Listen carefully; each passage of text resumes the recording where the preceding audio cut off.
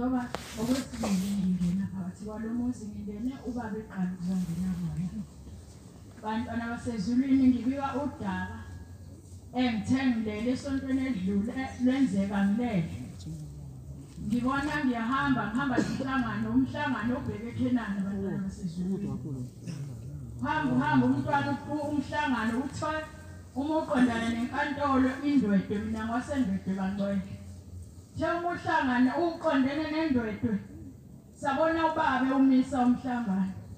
Sabona omama abakhokheli bebephambili singemva kwethu babaleka abakhokheli babuyele emumva abangcwele. Bathe mabebaleka sabona obaba bayahlehla nabo bayabaleka. Liyamemezwa izwi loNyazi lezulu lithi bantwana bami bizani bonke omama basondele ngoba khona into engifuna ukubabonisa yona la. Sasa siyabuya sangabe sisabaleka. Ubaba wayengenisa nomama kuleyo ndawo kuleyo nto ubaba wayefuna ukusikhombisa yona emasithi siyasondela sibona abantwana baphuma ezisweni zethu singomama. Laba bantwana baxubene abesilisa abesifazane. Uthi ubaba laba bantwana ngiyababona ngibaphakamisa izithende zabo. Laba bantwana nomama wazi ukuthi nomntwana wamdlulelayo akeze azoguqa phambi kwalo mntwana ngoba lo mntwana ngizomthatha ngimisa emzini engabakhela wona bona ngathi ngiyoqoqonka imphefumulo ngoyifaka khona. Ngisibone wangcwele ngasondela kubaba wathi baba mntana uyamazi lo mntwana ngathi baba izithende zomyeni wami ayibonke Nkosi. Wathi mntana lo mntwana sengiyamthatha ngimisa la engathi ngibakhele khona indawo yokuphumulela abantwana ngoba bahambele iswini zena ngaze nibenzele lutho.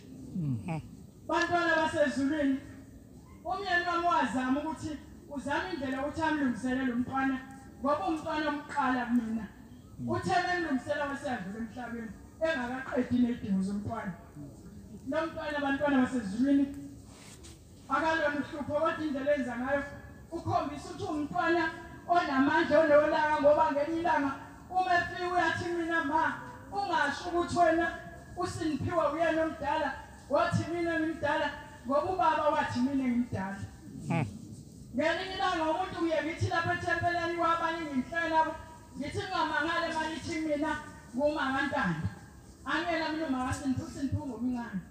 Mayibonke Nkosi. Amen. Ngithe mangilele kulezo nsuku kade ngisibona lesibonakaliso ethi ubaba uNyazi lezulu lo mntwana ufuna umenzela uyomlanda lapha lesengibabeke khona. Kwangijabulisa lokho ngoba sengiyazi uhleli phi ngoba ngangazi ukuthi uhleli waphuphuma nami semncane. Wathi uphi lapho ma?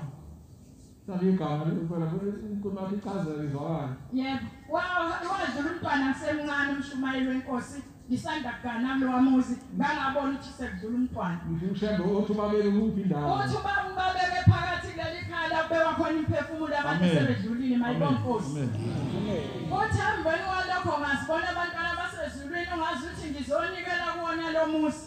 Umnikelo engizomnikela wembuzi kodwa lo mnikelo engunikelayo uqondene nakwaba komalume kangiki. Ngithe mangiqhuma lembuzi ngithi ngiyangena lapha kulo muzi ongabekwe ubaba ngifica amakhetha komalume namakhosikazi akomalume noma wami uqobo ngambona ngayibonke Nkosi. Amen. Uthi besithi inkulumo uzonikelela abakomalume wakho ngithi mina baba ngizobanikelela labo omkhulu bami noma bama bakazi banikelelwe bese kuvela ikhetha edala lithi siyabonga kuwena mntana wendodakazi konke okufunayo ukuthola ngegama lakaNdidi mayibonke Nkosi. Amen. Ngithe ngisalalele kanjalo ngabona sesukuma lamakhosikazi seyipheka lembuzi athi amayipheka noma wayebamba ubhambo noma ayibamba ubhambo. Okugcina wabamba umsila owathi vele mina ngisedinene endlini yakwethu mayibonke Nkosi. Ngizocela ukuthi ushemba angipha amandla ngani ngoba angisebenzi bantwana basezulwini ngiyagula ngiphethe uhlukene. Abantwana oyedweni othola itofu ngicela ushemba menza lijiso. Uthi lo muntu osefundile waqeda izifundo zakhe zonke uhlela ngasebenzi uyena osebenza umsebenzi onephawu.